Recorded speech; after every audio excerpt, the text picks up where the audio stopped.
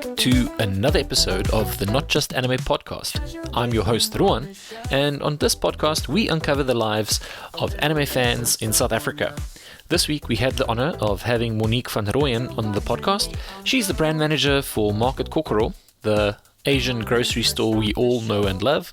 And although this episode is episode number 3, we actually had a sit down, and she was the first person that I recorded while we were at Daru Fest Winter 2025. So we had a great chat about anime, about Market Kokoro, and all things Asian food and pop culture.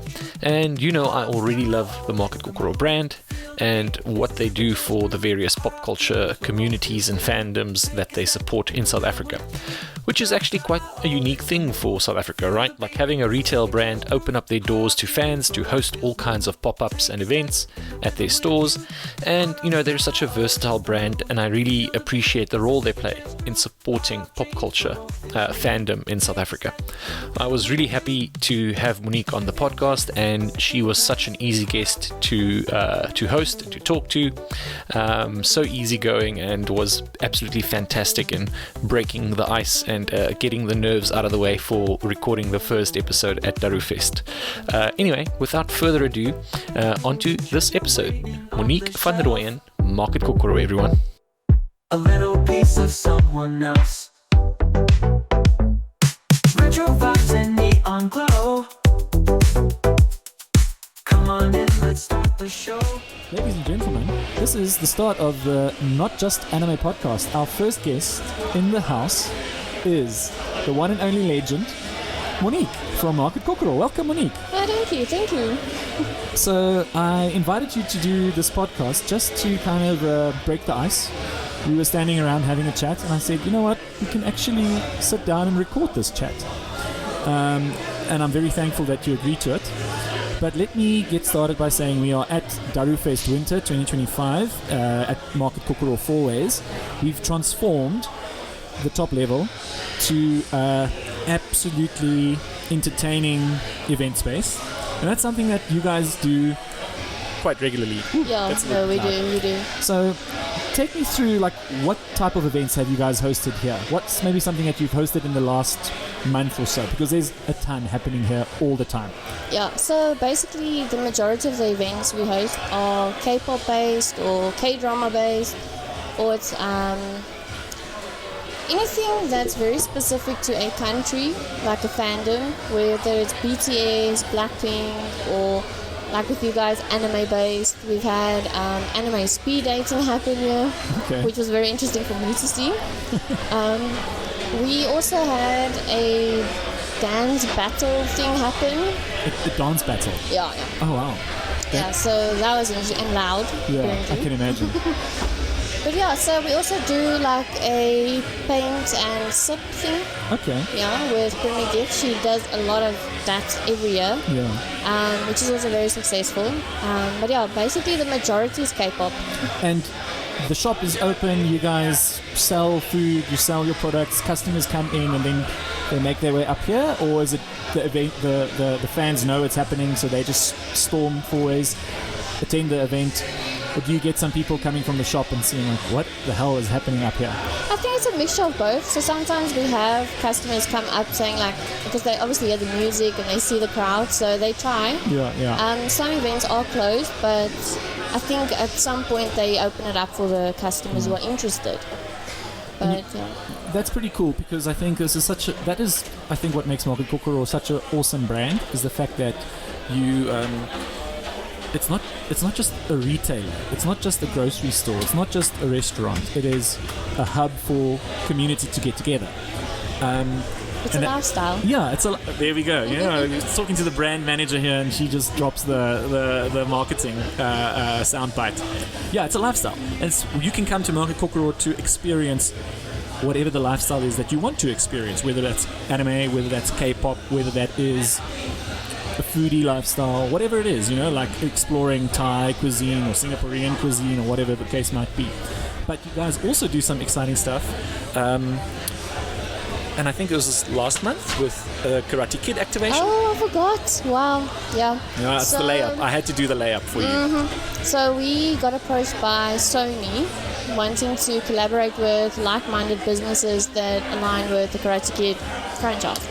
And they wanted to kind of like introduce products and food related to the movie and the culture through us, which I thought was absolutely amazing. And yeah, so we got to participate in campaigning for the movie and also being part of the premiere or the pre-screening, which was so fun. And then we also had like a Karate Kid day at Four Ways, where Chef Danny did some cooking on how to make some of the more fusion-based dishes, because obviously the movie was about cultures coming together, which fits us so perfectly. Yeah, one tree, two branches. That's the line from the movie, right? Which was actually like a perfect example of what Market Kokoro is. One shop, but multiple branches. Yeah. So, also, talking about cultures, so our Ravonia store, the new Ravonia Gardens. Give it up for Ravonia. That is going to be an epic space. Really awesome. So, our vision for that is to bring multiple cultures together because South Africa is so diverse. So we decided to add like a second slogan to Market Kokoro saying connecting cultures. I love that. That is awesome because that is what you guys do, right? It's also a space where different cultures come together. It's a space where we celebrate different types of cultures, not only Asian cultures but South African cultures as well. And everything has got that, that mix that makes it interesting. It's like an interpretation of, like what you want to express in this space. I want to come back to Market Kokoro Ravonia Gardens. So that is like a complete compound. I call it a compound because there's a ton of space. You guys have a big store there. It's the flagship store. There's also, I've had a little bit of a behind the scenes tour of upstairs, which that is going to be, once that is transformed, going to be very, very cool.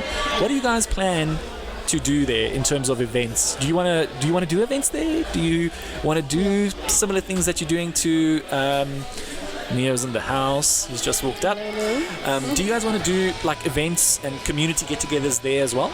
Would that space also be available to that? Yeah, so we are looking into making that like the hub for anything, whether it's like live entertainment or just a gathering, but we kind of want to make it a space. Obviously the space is limited compared to Four Ways, but we want to make it like the intimate, cozy place where you can just come and hang out with your friends or your family, whether it be through like a cooking show, for example, because that's something we really want to try there, or just markets. So for us personally, we would like to introduce more of a market space where it's like little pop-ups of whether it's K-pop or food-related items. And also just the roof is prime spot beautiful for a rooftop party. The view over Joburg, ladies and gentlemen, whoever's listening, if you ever have the opportunity to see the roof of the Ravonia Gardens Market Kokoro, that is going to be the space that's going to host a lot of cocktails. I want that. Yeah. I'm manifesting that. I'll be there. I'll also be there. Hopefully with some soju. Yeah. Let's just get like some safety in place first, and then we'll bring the soju in for sure. So, from my understanding, you guys are also going to open up or make the space available to someone who'd like to rent a small little shop there. So, some other retailers are also welcome to join the Kokoro family, so to speak. Yes. And become tenants at the Ravonia Gardens compound. Is compound the right word? I don't know. So we decided to call it Kokoro Garden Center. Yeah. So the rest of the center. So it's Kokoro. Kokoro is obviously the anchor tenant, and then we've got the other tenants that can come in. Yeah. Okay, that's very exciting, and I think that is a pretty cool space that we can look forward to enjoying in the future. Yes, and we're looking for like unique companies or businesses, not just your everyday, it's a coffee shop or... It's got to be something to it, right? Yeah. Because that's Market Kokoro as well. There's something to it. It's not just, I can buy my miso soup here, I can buy my bulldog noodles or my nongshim noodles or whatever. There's so much more to enjoy and to experience. Yeah. So you kind of want that in your tenants as well, right? That they can... Like you immerse yourself into the space, not just you go there to eat or to drink, like you experience something. That's, for us, Market Kokoro is an experience. You can't put it in like a simple sentence of what we are. Yeah. You literally have to experience it to understand it. Yeah. So my take on Market Kokoro for the longest time has been that this is your Asia away from Asia.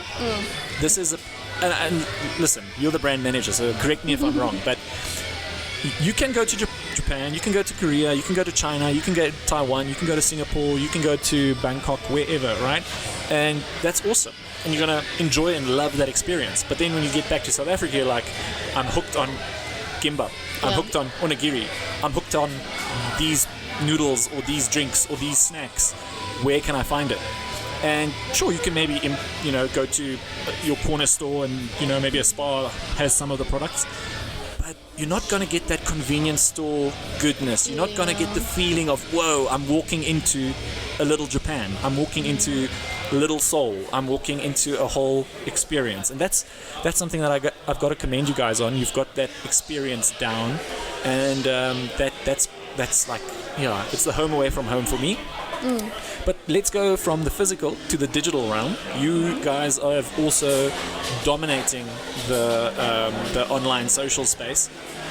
So please take me through what is a day in your life filming?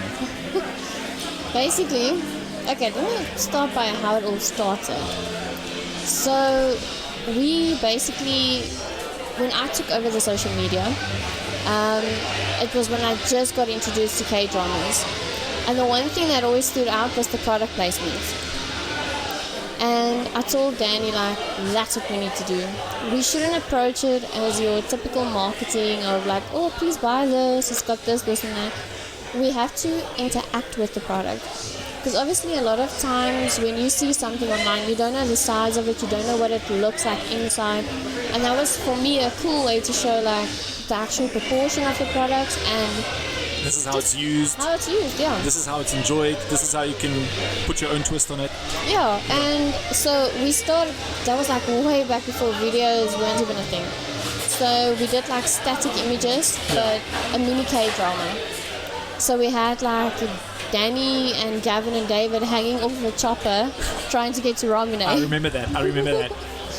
And stuff like that. So that eventually evolved into what we do now today, where we try and keep it light and fun, obviously, and through the marketing kind of show the personality of Market Kokoro. I mean, if you meet Danny, what you see on social media, that's how he's in person, literally. Yeah, no, 100%, yeah, definitely. It's but all of you, you're not acting. You're just you're just embodying, playing yourself.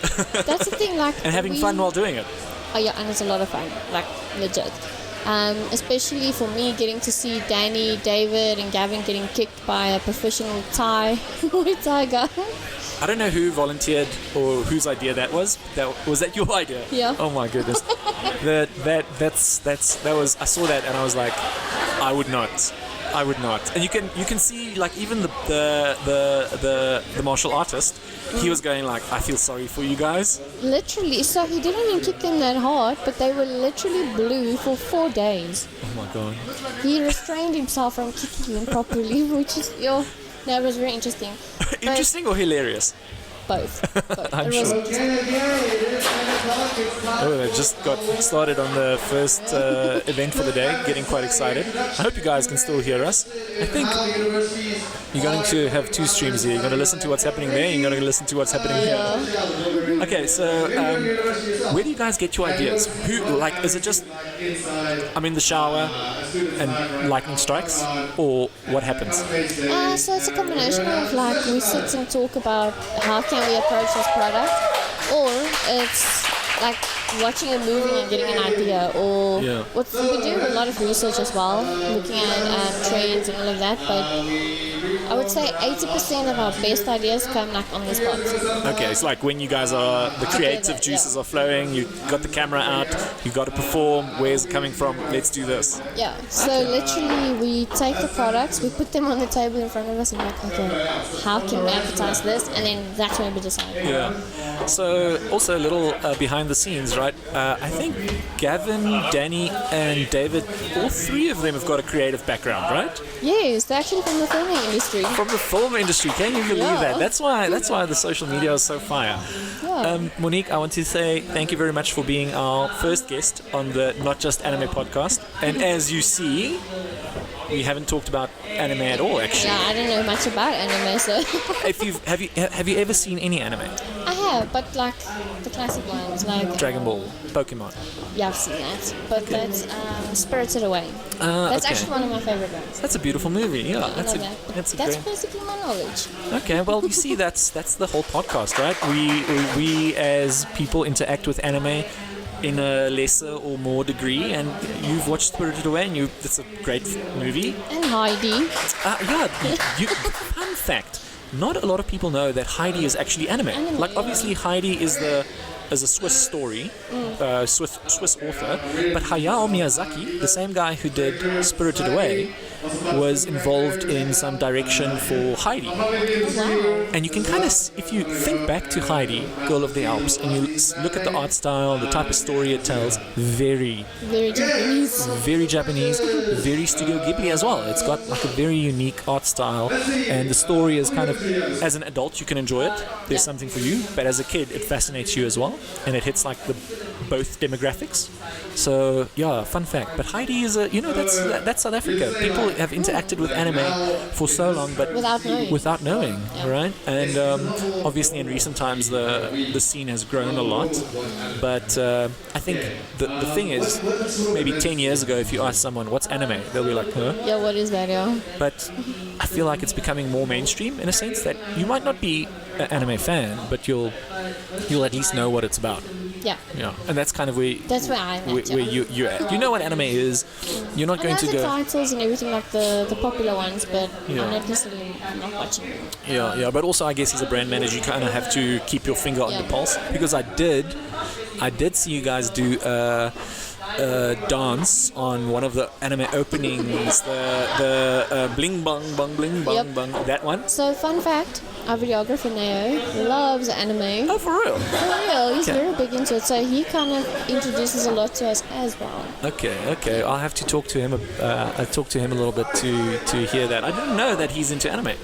But you see, that's the thing about anime. Like, even when I was at school, I was kind of shy. I didn't want to embarrass. I was like, oh no, I can't be an anime fan. I won't tell anyone. It's kind of seen as like a Yeah, weird it's thing, like you nerd, but like you can be a nerd, it's fine. But if you're into anime, that's like different, that's yeah. weird, and that's strange. Like back in school, I was like embarrassed to admit that I'm like an anime fan, like a quite avid anime fan. Like my afternoons were spent watching not just Dragon Ball, but a lot of other anime titles. But it's a also- weird time that we came from, right? That's the thing, like for me, so my friend group from high school, they were like really into anime and they could actually speak and understand Japanese. No way. Yeah, but we were all art students, so it was seems like, that's those people, The anime is the cheap art. Yeah. So I was actually an art student as well in high school, went to art school, because I loved anime. And that's also the interesting thing. I think a lot of people find anime through art or Yeah. find art through anime. Yeah. It's a very interesting influence because there is something catching about the design style of Yes. anime, right? Yeah. And if you think about it, the way that Dragon Ball Z is drawn is completely different to Spirited Away. Yes, There's and art- that's what's so interesting about anime, like the different styles that they've got. It's wow, it's literally art. Yeah, it is, and I think that is an interesting thing, that, and this is what this podcast hopes to kind of unearth, is that people find anime through interesting means, and people find interesting things through anime. Like there's a lot of people I know out there that got into cars because of car anime, Yes. or people who are into cars and then just love the car anime. And there's different aspects of your life is actually well represented in anime. But it's interesting that for a time it was kind of that subculture that was looked down upon. Like, Yes. I'm an artist, but I want to draw a manga. Ooh, not a serious artist. Yeah. But I think in recent times it's changed a lot, right? Yeah, no, it definitely changed. But I also think like the Asian pop culture changed in South Africa. I mean, if you think about Hello Kitty, True. when I was in primary school, having Hello Kitty was the bomb. Yeah, that was the Gucci of primary school. Yes, and now, like, back then we didn't know it was like this massive thing in Asia. We just see, oh, you buy it at China Mall or whatever. Yeah. That's our introduction into it.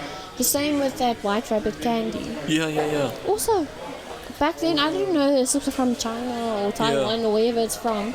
I mean, now, knowing way more compared to then, I actually realized like how much Asia was integrated into our society.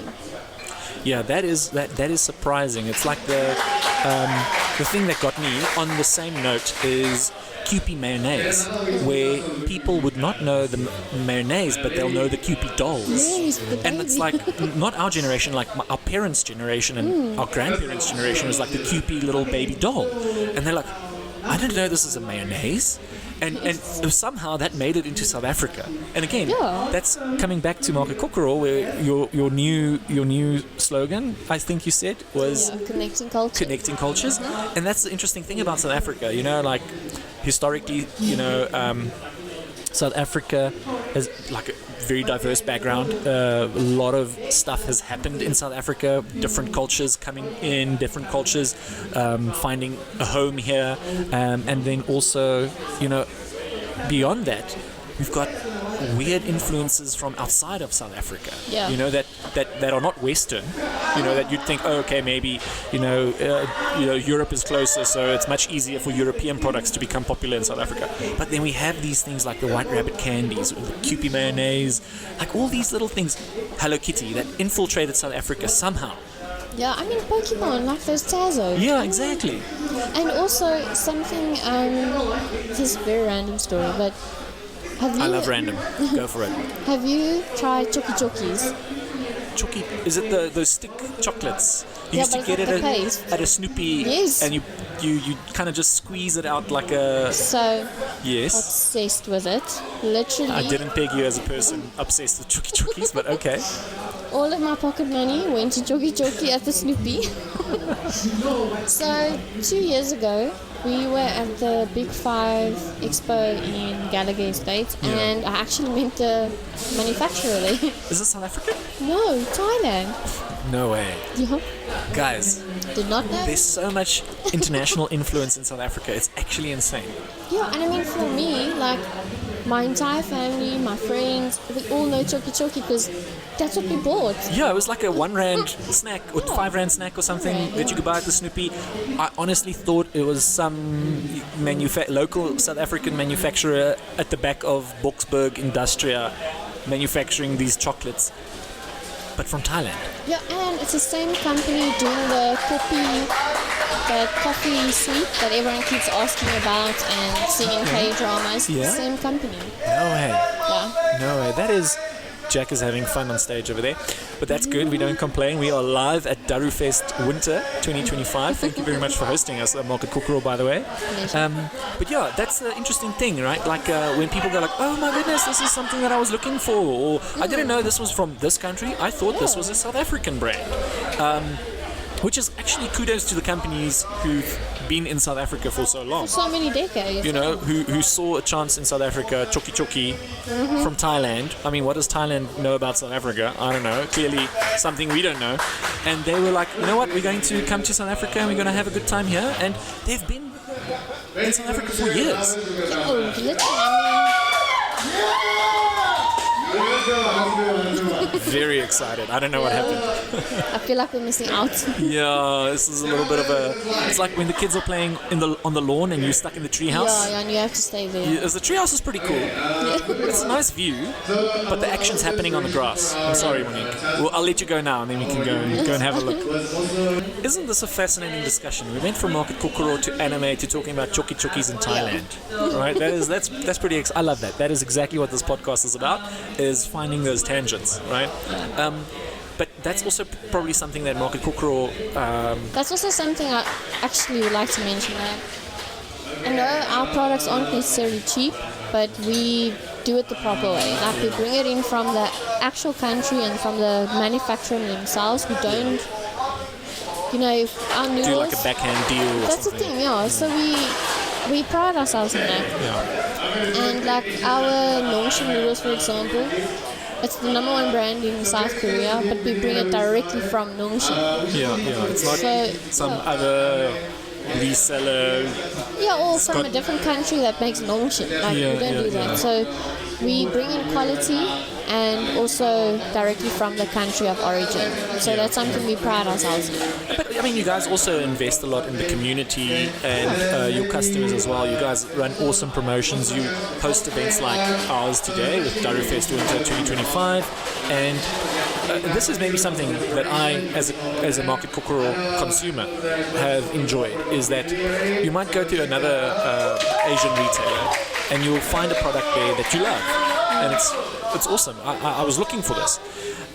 But then next month or next week even, that's been sold out, and it'll never be on the shelf again because it was like a one-time. Someone was able to hook someone up with something somewhere, and it arrived on the shelf. It sells out, and then it won't be imported again. Or it gets removed from the SKU list essentially. But with Market Kokoro, you guys are very consistent in bringing in like. You'll always have Nongshim on the shelf. There's some staple products that you're experimenting as well and bringing some exciting stuff in that to try the market with.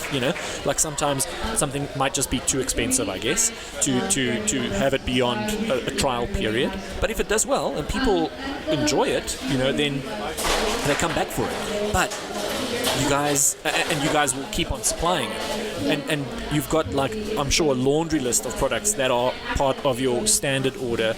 It's always Nongshim, it's always Kewpie mayonnaise, it's always, I guess, kikuman, always miso soup, also always bulldog, Sempio products, the Korean ice creams. There's a bunch of stuff that on a regular basis you stock. And if you, like, for me, it's almost like heartbreak if you fall in love with the product and then suddenly it's gone. It's like, where can I find? You got me hooked. Now what? The fact that you can rely on Market Kokoro to have the stuff that you want and you need, and the shopping experience is also great. Your stores are clean. You guys you're doing the noodle machines, which is like an awesome interactive experience. So cheap is not always a good thing. But also a lot of your products are very affordable. Yeah, we try to keep the prices low because we don't want to price ourselves outside of the market. Yeah, of course. We want to support the local community as well. So that's our way of giving back in a way. I feel like sometimes, and as an anime fan, I've done this, and people have been like, "Dude, what are you doing? This doesn't make sense." And I kind of sense this from Market Kokoro as well.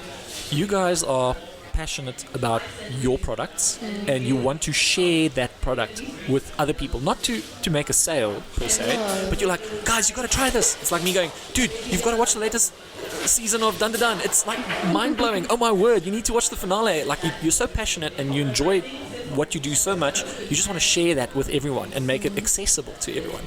And I kind of sense the same thing with Market Kokoro, where it's about like sharing the awesome products that are available out there. And also, like, if you look at the culture, like the Korean culture, they love doing stuff as a community. Everything is like eating together. Yes. Commuting together. You're like literally integrated into society, and that's kind of, I think that's what makes Market Kokoro so nice. Like you feel part of a family when you get it. It's not just buying noodles.